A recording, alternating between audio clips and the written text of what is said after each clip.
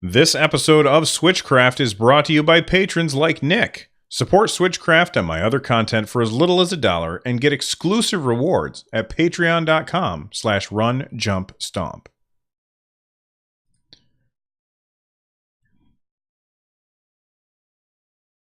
Yeah, just drop it in the Discord. I can still see it there.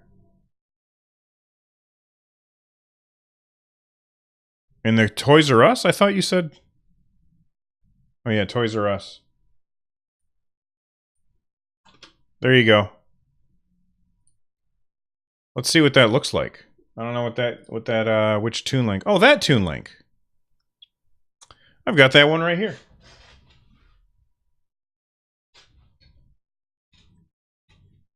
There he is. It's one of my favorite ones. I think it looks great. It's too bad that I have to have that bright light right there. There he goes. Running by.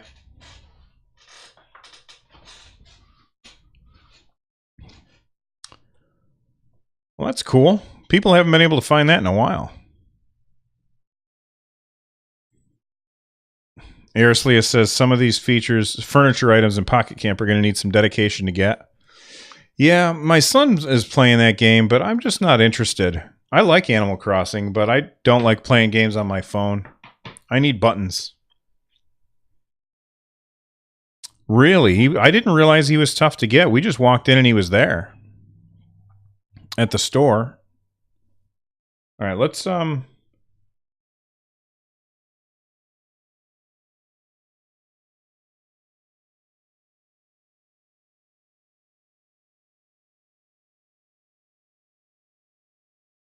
he should be home by now. Let me just check the front door. I may have to call the bus garage and see what's going on. Why he's not getting off the bus yet. You know, he might just be delayed.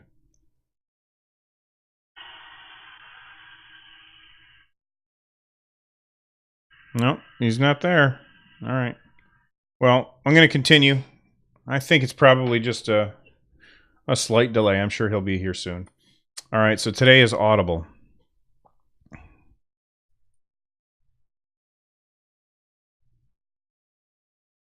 Episode 115 of Switchcraft is also brought to you by Audible. Head on over to runjumpstomp.com/audible.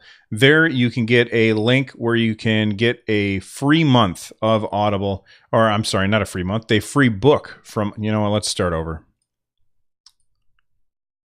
I did turn off the alerts, Vaxxer. Thank you. Well, I don't turn off the alerts. I just turn off my computer sound so that you can't hear anything. Episode 115 of Switchcraft is also brought to you by Audible. Head on over to runjumpstomp.com/audible. There you will find a link that will get you a free audiobook. Audible has thousands of books to choose from, and no matter what genre you're looking for, you're going to be able to find it. So head on over there, pick out your favorite book. If you stay a member, you get another free book every month, and it costs $14.95. If you don't stay a member, you still get to keep your books. Again, that's runjumpstomp.com/audible. Head on over there and support the show.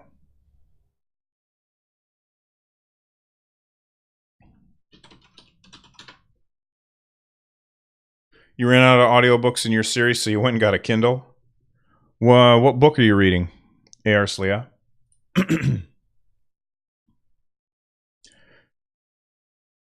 There's not a ton of news to talk about today. And I don't have anything to talk about on gameplay because I haven't had any time to play since yesterday. I'm sorry, since the day before. So I'm going to do 2 emails today. And let me bring up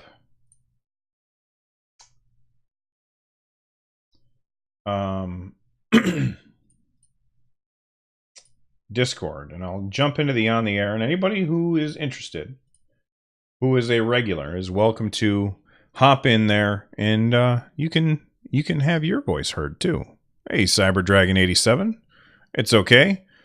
A cyber dragon is never late, nor are they early. They arrive precisely when they mean to. Have I watched the video trailer for Resident Evil Revelations? I didn't watch the trailer. I watched some gameplay footage. Somebody was showing off the motion controls, Captain Logan, and I thought it looked pretty good. I'd like to play it, but I got a lot to play right now. So I'm going to hold off on buying it and, maybe pick it up later. And there's the timer. So thank you very much to Aerslia and Kimbalina for their extended support. 6 months and 3 months of subbing, respectively. Hats off to you. All right. Let's jump into the feedback. Here we go.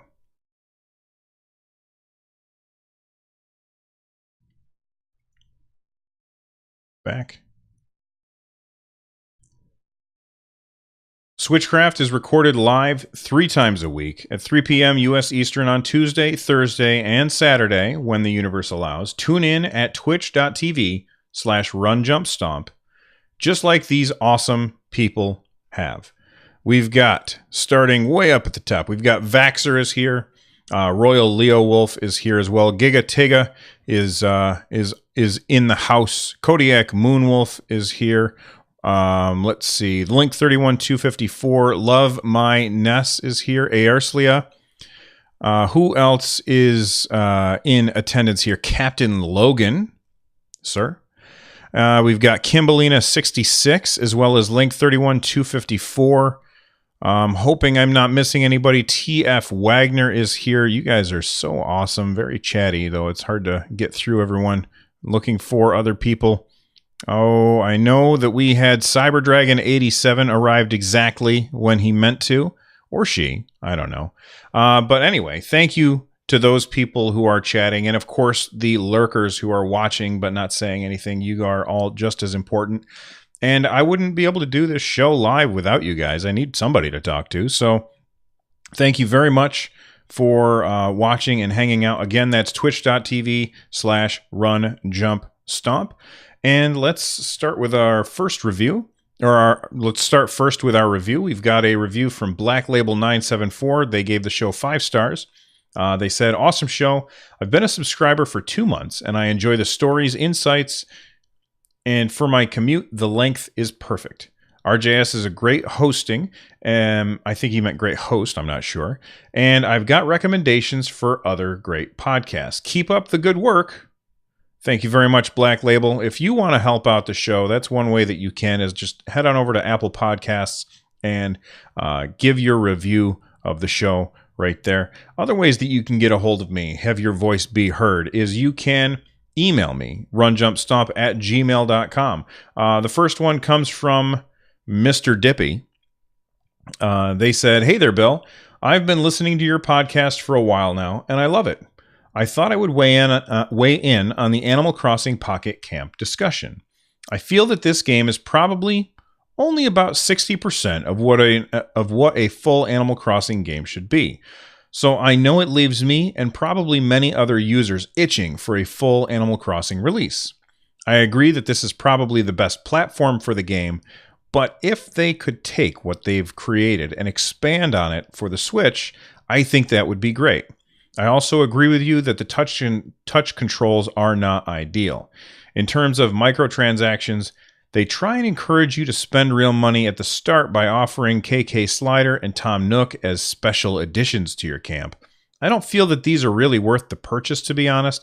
Other than that, the microtransactions are fairly easy to avoid. As a side note, I would also like to add that this game looks gorgeous. Kind regards, Dan, aka Mr. Dippy. Well, thank you very much for emailing me, Mr. Dippy. I have to agree with you. The game does look fantastic. Now, I haven't really played the game very much at all, so I don't have very much of an opinion on it. Again, I've said this before. I haven't played the game because I don't like playing games on my phone very much.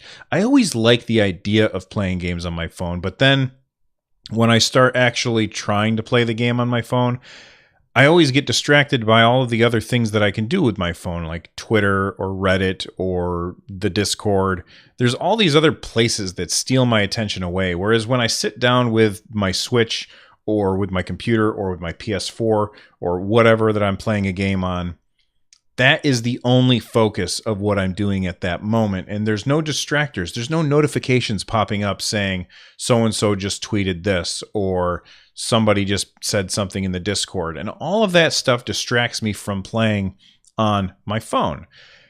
On top of that, I don't like touchscreen controls. I prefer button controls. I think that they're just better. But you know, hearing from you saying that it's only about 60% of what a full Animal Crossing game should be makes me say I would love to have, and I've said it before, but I would love to have Animal Crossing on the Switch. That's where I want to play that kind of game, free from distractions, with thumbsticks, you know, that kind of thing. For me, I don't want them to ignore the Switch in favor of mobile, which is something that a lot of people have been worried that Nintendo would do for a long time. And then when the Switch came out, it feels like all of our worries were allayed. Now, do I think that they will bring another Animal Crossing game to the Switch? I think that they probably will. You know, I've been thinking about this a lot lately because my son keeps talking to me about the game. And I've been thinking about this a lot. And I feel like they could very easily use Animal Crossing Mobile with its 15 million downloads in that first 6 days as an advertising platform for the actual game on the Switch. And I guarantee that at some point, if they do bring Animal Crossing to the Switch, we're going to see an Animal Crossing Switch bundle, probably with, I don't know, green and yellow Joy-Cons or something like that. I guess I don't know what other than green, I don't know what the overall color of Animal Crossing is. But with the special Joy-Cons, maybe with Isabelle on it or something like that. And they would very easily be able to do a push notification to 15 million people's phones and say, hey, look at this Switch version of the game that you like playing because it's on your phone. So, you know, thank you very much again for emailing. Now, there's not a lot of news to talk about today, so I want to... Do you mind?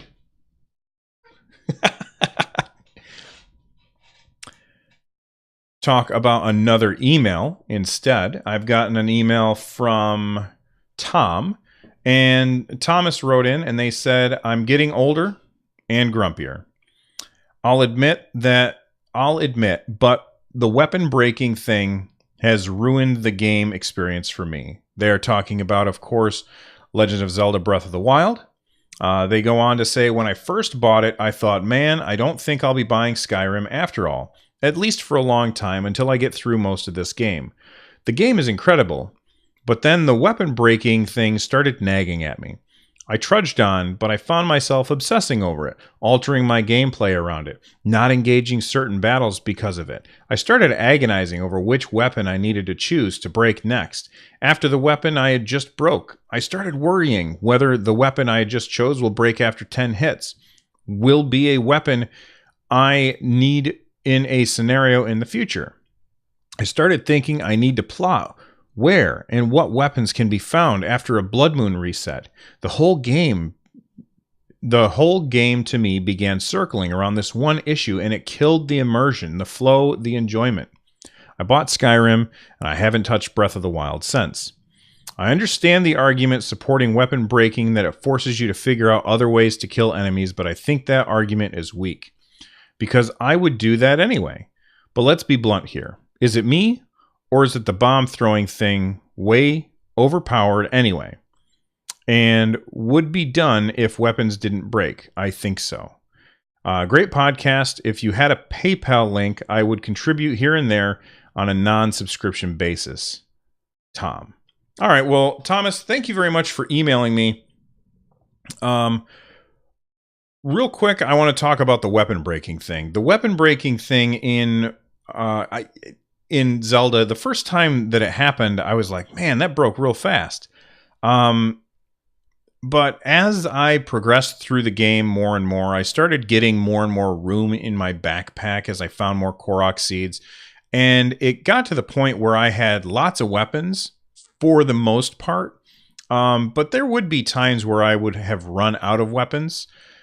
And the reason why I'm okay with that is because I found it really fun to do the cycle of getting better weapons. So what I would tend to do is I would go to the I would go and kill a couple of bokoblins or something, get their their crappy weapons, and I would take those weapons and go fight the minor. I think it's called minor. Test of feat of strength, minor feat of strength. I would fight the little mini guardians in there, and I would get their weapons, and then I would take those and I would go to the major, or I think maybe there's medium, I can't remember, but I would go to like the major feats of strength and fight those guys, and then I would take those and I would take those weapons and go find some guardians and fight them to get some awesome, or not some guardians, some Lionels, to get some really powerful weapons. And I really had a lot of fun with that mechanic. I felt like the breaking of the weapons made for some really fun moments where I would run in and attack, and if my weapon broke, then I would, like, that's a moment of surprise, a moment of unexpectedness. And it's not just about making it so that I had to attack these enemies from in different ways, which also I think did add to it. I liked the fact that the spear combat was one way, and that sword combat was another, and axe combat was another. But it made it so that there were these little surprises where I was fighting and suddenly my weapon broke, and Link is like, what am I supposed to do? And then I have to panic for a moment and kind of run around in circles while I'm changing weapon, or while I'm getting out another weapon or deciding what I'm going to do. And I had a lot of fun with that. Now, if you didn't, then that's a perfectly valid argument and a reason that you shouldn't play the game. Skyrim, I haven't played Skyrim in a long time. I've bought it twice already. I may buy it a third time in the future for the Switch. I'm not sure. You're not wrong in saying that it's a fantastic game. Now, for me, I like Breath of the Wild better, but not everybody has to agree. To address your comment about the bombs in Breath of the Wild were there for me. They were always like a last resort, mostly because I didn't like the mechanic of how I would throw them. I didn't feel like I had enough control over it. So, there's that. I don't know that they were really overpowered. In hard mode, when I ran out of weapons, I would try and bomb things to death. And there's some hilarious clips of me doing that on Twitch, twitch.tv/runjumpstomp. And I never felt like they were overpowered. They were always my last resort. Lastly, you asked for my PayPal link. My PayPal link is paypal.me/runjumpstomp. I just went and made that today because you asked for one. And then I also put that at runjumpstomp.com/support. Anyway, thank you very much for Thomas and Dan for writing into the show. If you want to do so, that's runjumpstomp@gmail.com. If you want to tweet at me, that's @runjumpstomp. If you want to call and leave a voicemail, that's 260-RUN-JUMP, 260-786-5867. And of course, join our Discord at runjumpstomp.com/Discord and join in the conversation over there. So thank you guys for the feedback. Let's talk about the news. All right, I'm going to save, and I got to go make a quick phone call. What the hell was that? Feedback. So let me grab the music.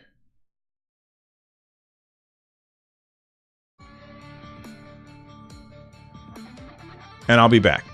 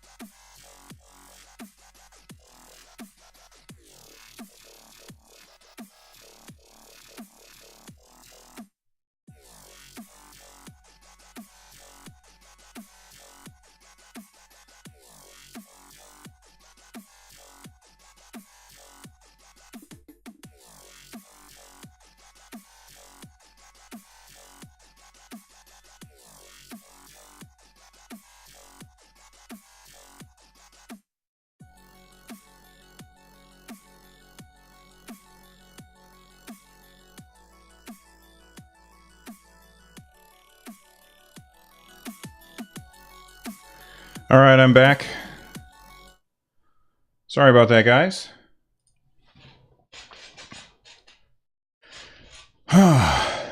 Sorry about that.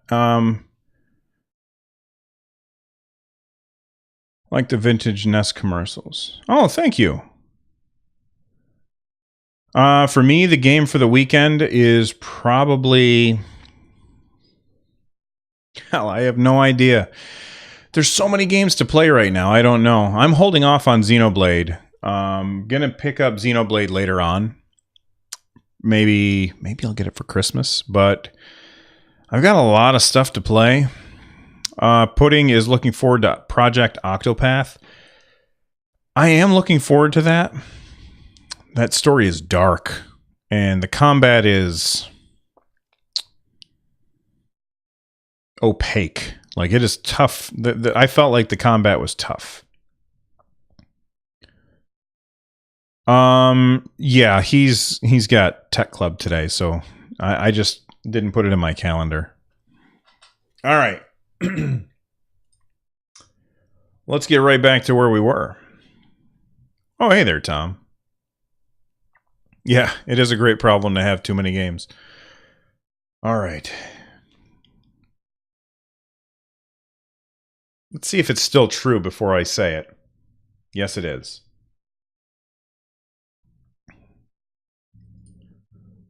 Well, the top-selling game for the year, mind you, for the year is Super Mario Odyssey on Amazon.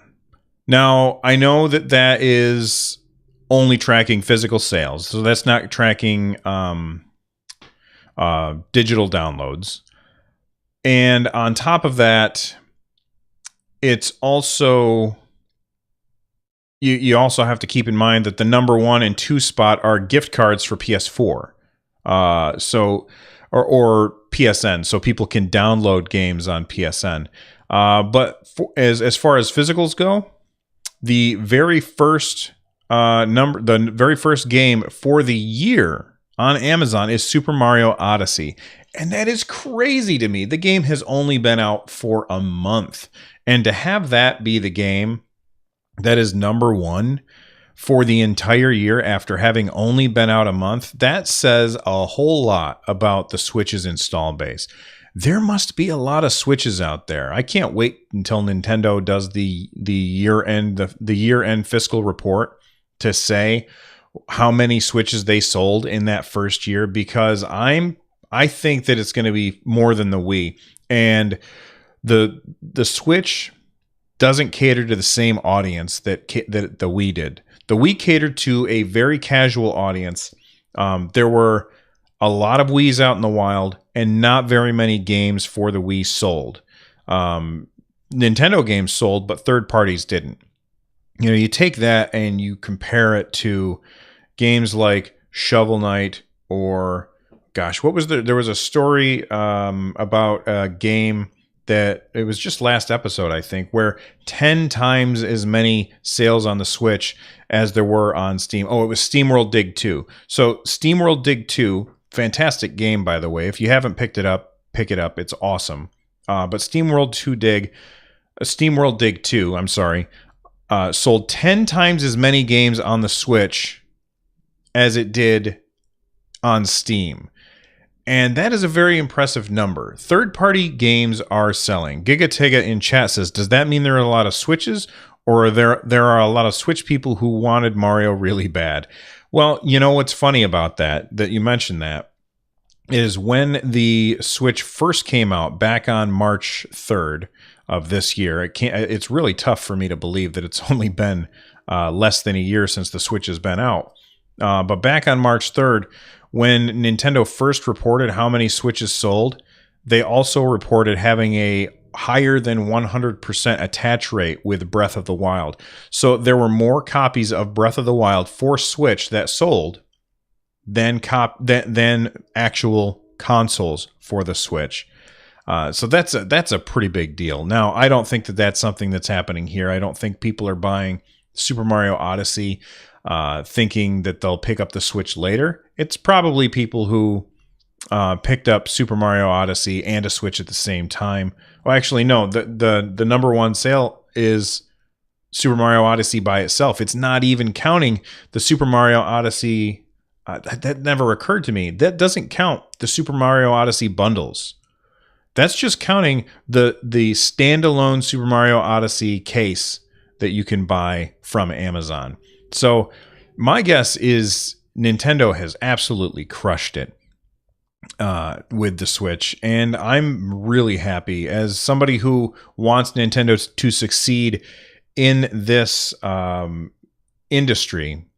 I'm very happy to see Nintendo having finally turned it around after the Wii and the Wii U. And I know the Wii sold very well, but the games didn't. And I personally, even though the Wii sold a lot of consoles, I look at the Wii as a misstep on Nintendo's part. Whereas the Switch, I feel like they're going in the right direction and they're doing the right things. And I think that we have a bright future ahead of us for the Switch. All right. The last piece of information, or the next news story, is that Super Mario cereal is a real thing. And you can see this has been confirmed by both Kellogg's and Nintendo. So both companies have confirmed that this is in fact true.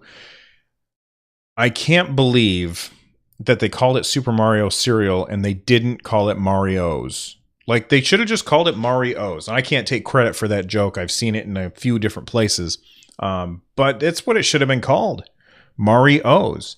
Now, if you click on the show notes, there is a link to the back of the box. I'm going to drop that, and I forgot to link the show notes to chat right now, but I'm going to drop the link to the show notes where you can see the back of the box.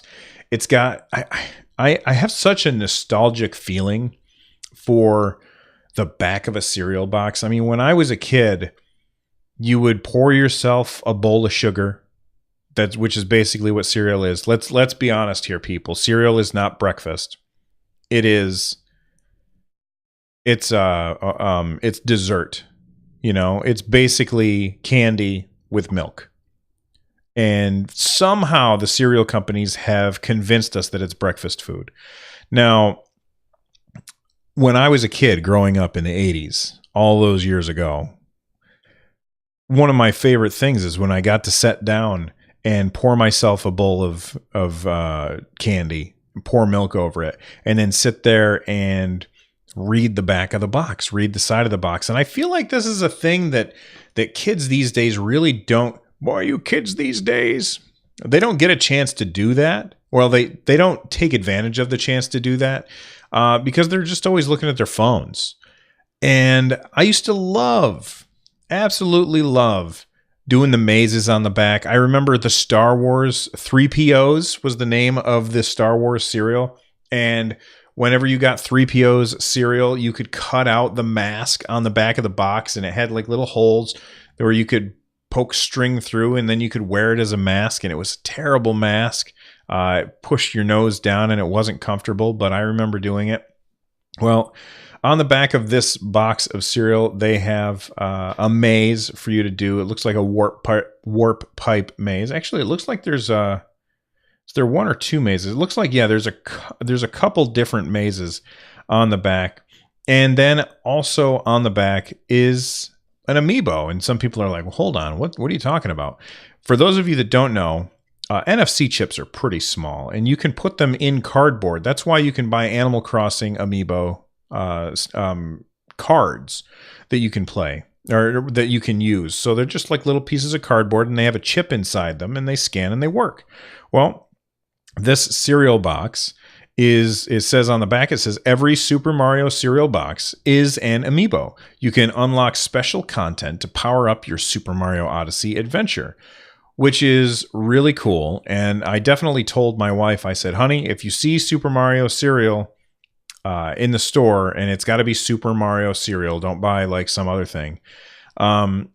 Make sure you pick up a box so that we can try the amiibo thing. I remember reading on Twitter, somebody said, are you going to open the box or not? And I said to myself, I will tear the amiibo out with my teeth, and the rest is garbage, because I really don't want to eat that stuff. It does not look like an appetizing type of cereal. But anyway, I'm very curious as to what you get with this cereal or with this amiibo in Super Mario Odyssey, and does it work in other games at all? Kimbalina66 says, I totally agree, RJS. My mom would get so mad because we would open the box and then dig the toy out of the bottom. Yeah, that's gross. Your mom should have been mad. That's disgusting. My mom would get mad because we would take the bag of cereal out of the box and cut the stuff, like cut out the masks and stuff, and then put the cereal back in the box, and like you have this big hole in the in the back of the cereal box. Love My Nest says, does Mario get a cereal box costume? That would be awesome. Now that you say that, Love My Nest looks like Lucky Charms. It does kind of look like Lucky Charms, and now I want to eat it because I didn't want to eat it before. But as soon as you equated it to Lucky Charms, I was like, oh man, that is the stuff, and I want that stuff. Okay, let's talk about arms. I will name that Mario.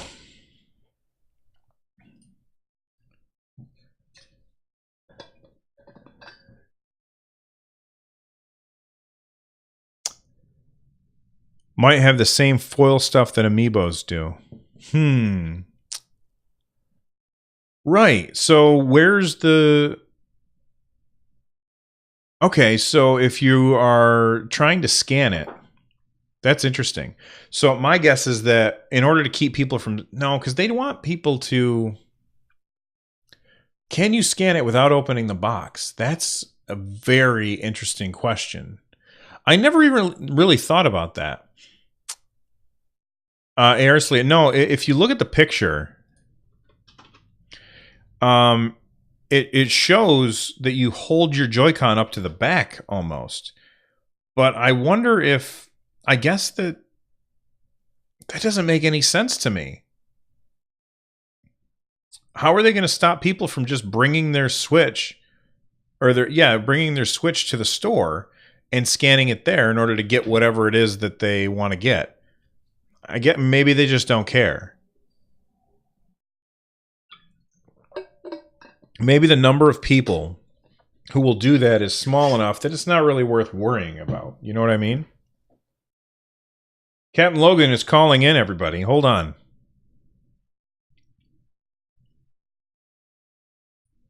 All right, and we've got Captain Logan calling in, so I'm going to drag him into the On the Air channel. Hey there, Captain Logan. Can you hear me, pal? And I can't get Super Mario Odyssey. Brought to you by there. No, hold on. I screwed everything up. Let's try this again, Captain Logan. Hold on 1 second. Okay. Eric, can you hear me? Yes. Try again. Yes. Can you hear me? Yes, I can hear you. There we go. Let me mute all of my tracks. Tracks, mute tracks, edit tracks, mute all tracks. There we go. Okay. All right, I've got Captain Logan calling in our Discord channel. Hey, Captain Logan, how's it going, man? Good. How are you doing? I'm doing very well. What do you want to talk about? So you were talking about some feedback about Zelda and the weapon breaking system and how one of your fans disliked that system. And it kind of reminds me of one of the bad reviews that Zelda got that I believe was around a 7.0 or a 7.5. And it got me thinking about what I loved about the weapon breaking system. And I started thinking about it more, and I came to realize that if not for weapons breaking, the first thing we'd probably do is get a certain weapon that we know is probably in the game. And I don't want to spoil it if this person wants to go back to actually play the game more, but working my way through the rusted weapons and the sticks and then the spears, and then eventually started finding some of the better weapons. There are a lot of weapons in this game, and they put a lot of effort into it. And I don't know that you would have been able to really use any of them if halfway through the game you figure out what you need to do to get the special weapon and just kept playing with that the rest of the game. Yeah, I totally get what you're saying. And you know what it makes me think of is that I think you would also lose this sense of progression as you moved from like the weaker weapons to the stronger weapons. And also, what would your inventory look like if at the end of the game you had a stick and a Korok spear, and then the next thing. And as you level up, or not level up, but as you play the game, you keep picking up all of these different weapons. And over time, there really isn't a reason to have those lower level weapons unless you run out of weapons. So you'll end up throwing them away anyway. I think that the weapon breaking system, I think it kind of cleaned that up a little bit as well.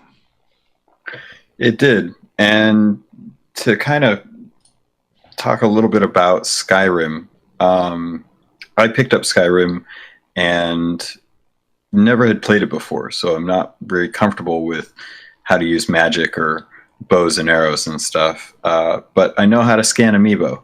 And the first thing I did when I got out of the first entry part is go out into the field and scanned all of my Zelda amiibo, and managed to get the armor and the sword and the shield.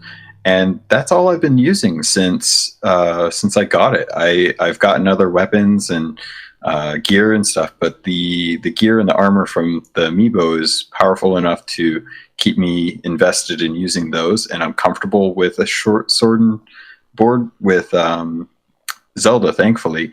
But I'm looking at the other weapons and they look cool, but they're not strong enough. And I'm kind of wondering if that would have been the case with Zelda had we had just gotten, the standard Master Sword and Hylian Shield right from the get-go. You know, you bring up a good point, and it reminds me of World of Warcraft, which is a weird juxtaposition, but think of it this way. When I play World of Warcraft, if you've already leveled up to max level in the game, you can buy these things called heirloom weapons, and they're powerful weapons that level with you. So as you level up, this sword gets more powerful, or staff, or whatever it is that you use. Well, that really kind of takes a lot of the fun out of the game for me, because I'm too powerful, and every time I get new stuff, none of it is good enough. None of it is good enough to replace what I'm already using. And it kind of takes the fun away from getting the new stuff. I feel like there's a lot of good reasons why we have the weapon breaking system. And, not to say anything is wrong with what the person who emailed in before was saying. I disagree, and I think that the weapon breaking system really improved Zelda overall. Yeah, I'd have to agree. If there's anything I can recommend to in response to the email as far as getting into Zelda, there are definitely a lot of amiibo available right now. Zelda has been on shelves everywhere. I would definitely consider maybe picking up the Rider Link or the Archer Link and using those from time to time, day to day. If you feel like you're running out of weapons and you want some powerful ones, I can usually get one or two swords or some arrows out of those amiibo when I need them. But run around and see what else is out there, because some of the ancient weapons are probably some of my favorite, and I've got some of them on display just because of how beautiful of a design they are, even though I'll probably never use them. Yeah, I disagree with you there. I mean, not that they don't look good, because they look fantastic, but I personally don't like using the amiibo in the game for that stuff. I feel like it takes the fun out of going over and beating a Lionel and taking their sword and then, killing their family with it. But thanks so much for calling in, man. Thanks for having me. Awesome. Thank you, Captain Logan. He's awesome. See, people? See how easy that is? All right, let me unmute all the tracks, and then we will move on. Unmute all. Caller. All right, let me go back, and I got to turn my volume back up. I got a little loud there on that. I'm not sure why. I'm going to have to keep an eye on that. Okay, what's the next news story? Oh, yes.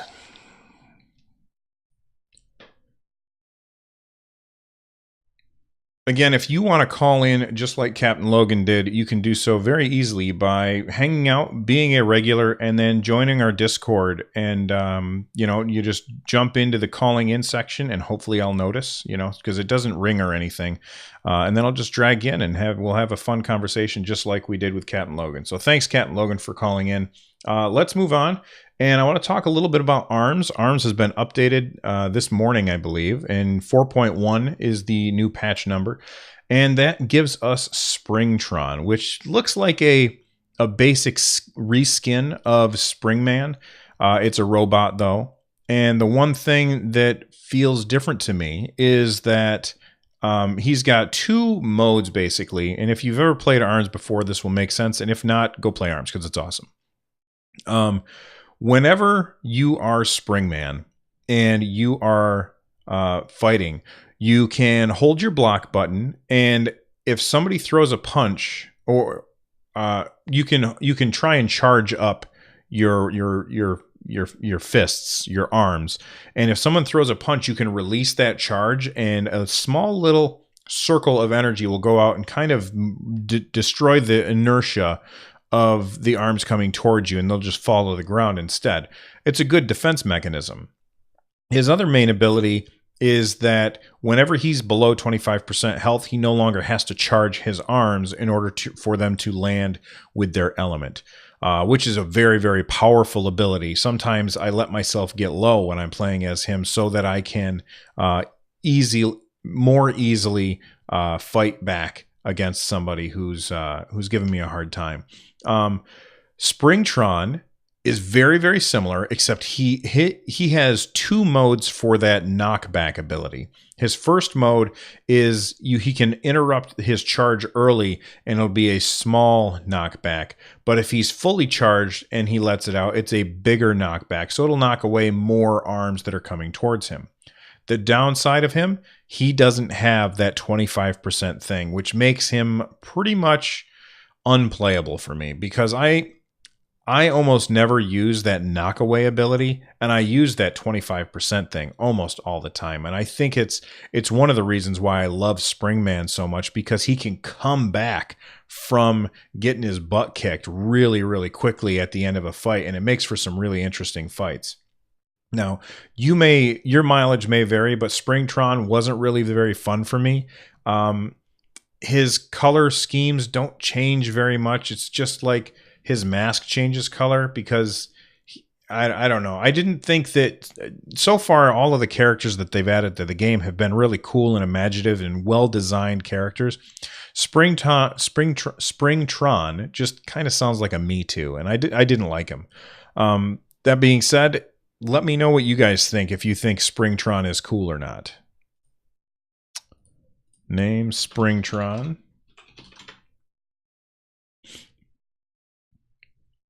All right, I'm going to have to wrap this up. Where are we at so far? Tracks, align tracks end to end. Oh my God. We're almost at 35 minutes already. Save project. I'm going to save real quick, and then we're going to get going. Desktop, what is this? 115.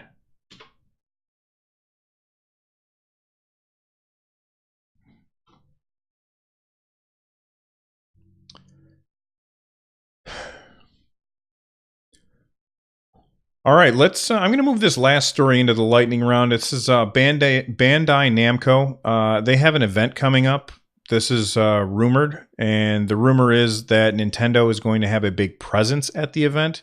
So I'm just curious, what games do you think that would be best for Bandai Namco to bring to the Switch? First off, I want to say this. I don't expect to see Smash there. Nintendo would be announcing Smash, not Bandai Namco, even though Bandai Namco made the last Smash game. All right.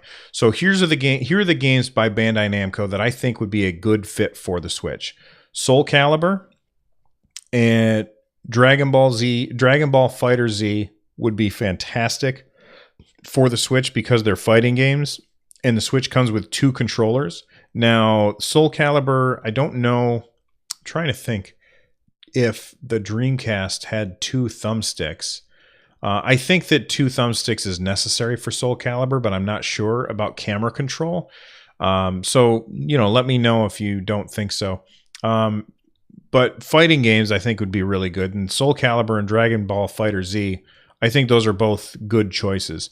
The Tales series, those are JRPGs. There's many of the Tales games, like Tales of this and Tales of that. That's also by Bandai Namco.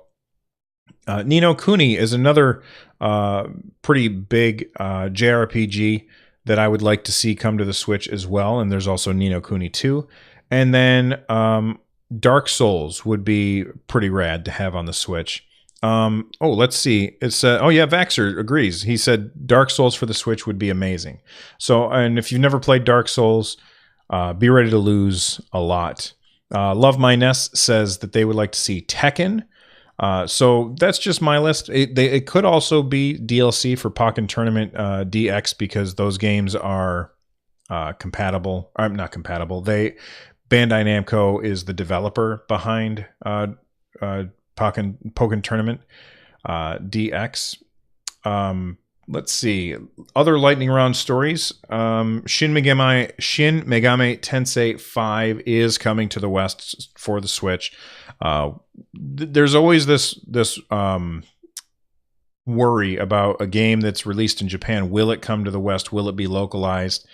And you just never know if it is. Well, now we know. Shin Megami Tensei 5 is coming to the West, and it's supposed to be this series is supposed to be really good. Now, I've never played it, but the series is well lauded. And basically, the way the series works is that it's a JRPG, and when you defeat a monster, then you have to have a conversation with it and try and get it to join you based on what you say. I can't see the link. Pudding.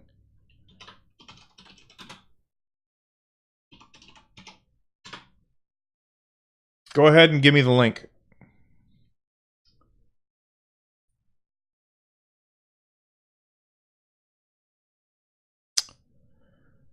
I can't see the link. I don't know why it's not working.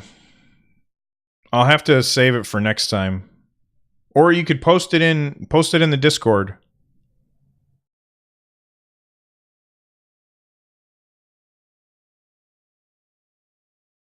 Like, if it's something that you want me to talk about now, I need you to post it now.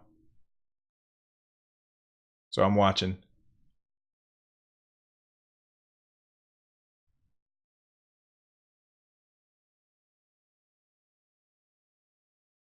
Okay, Pudding is typing right now. I'm watching.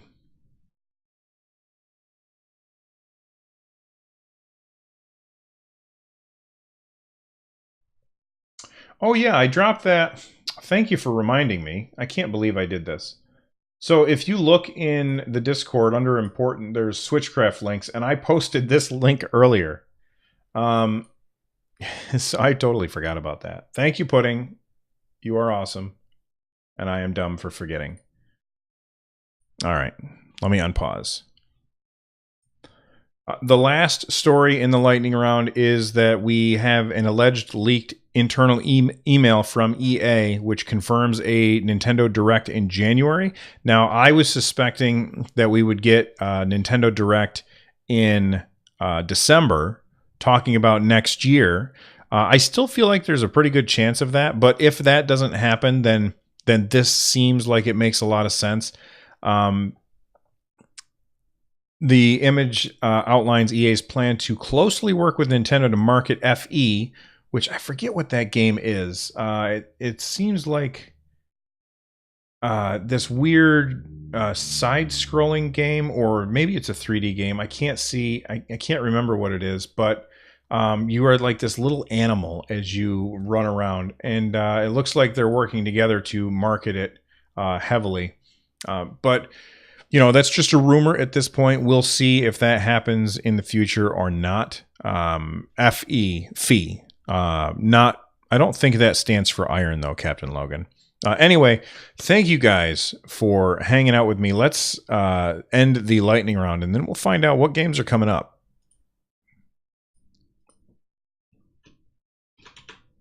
Oh my God, this episode's so long.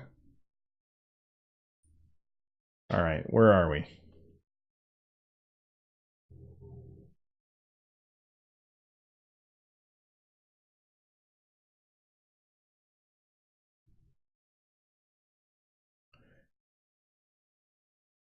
Today's the 30th. Next show is the 2nd. Okay.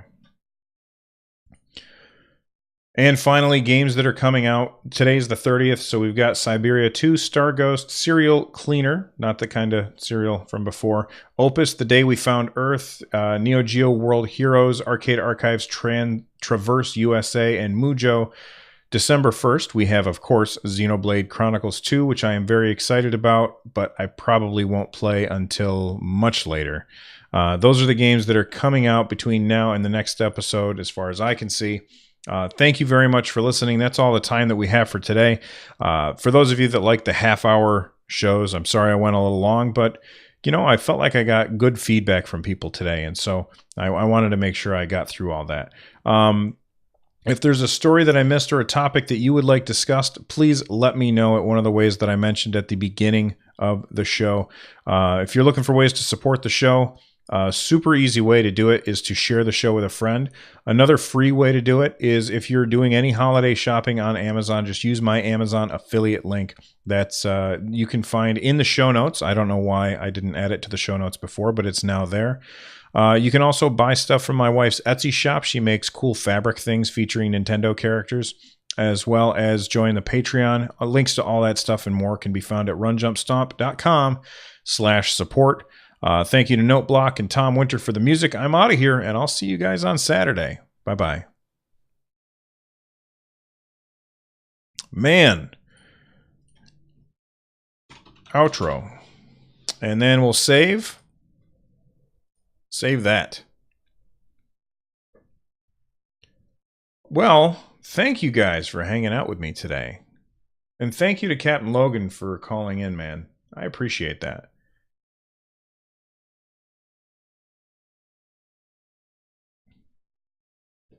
Hey, Nintendork, how's it going? Oh, for those of you that want the link, there we go. Let me put on some music.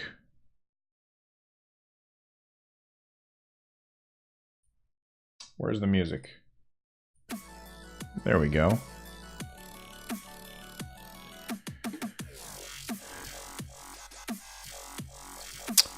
That's not the first time that we've talked, though, Captain Logan. When did I talk to you before?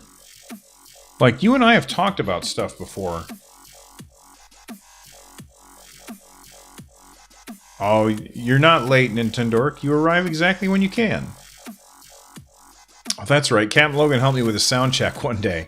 I knew, because I instantly knew I recognized your voice. Oh, that's right. You were also on Josh's show. I forgot about that.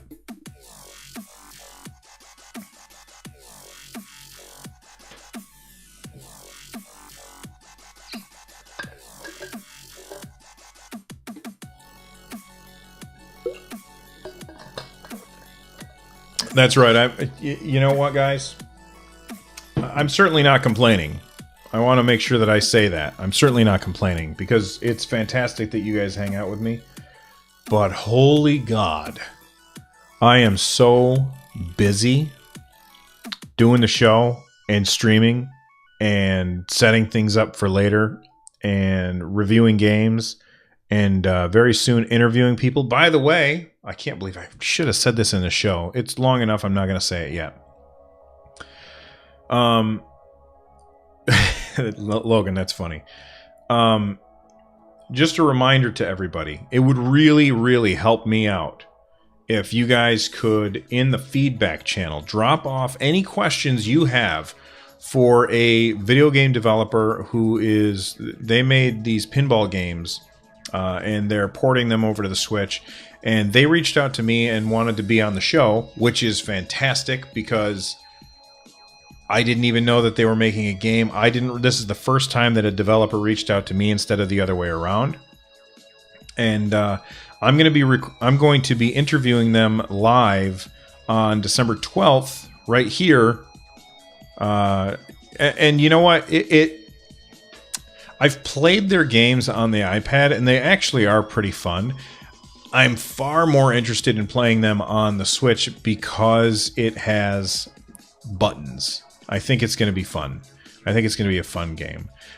But if you are just curious about development for the Switch in general, just any questions that you guys can come up with and post in the feedback channel on the Discord would be really awesome.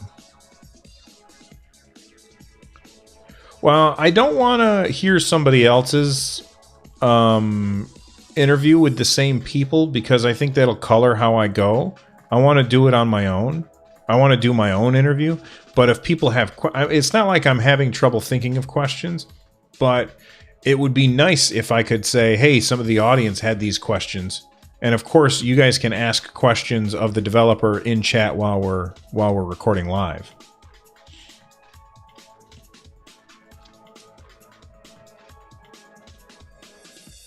And another thing about this is that they're porting this game to the Switch. So, I mean, one question that I'm definitely going to ask is, what's it like developing for the Switch versus other platforms that you've ported for? And you say indie. I mean, I guess they're an indie developer, but they've got some pretty hefty licenses. They've got the Marvel license. They've got the Star Wars license for that. So that's it. And yeah, it's always good to have extra questions.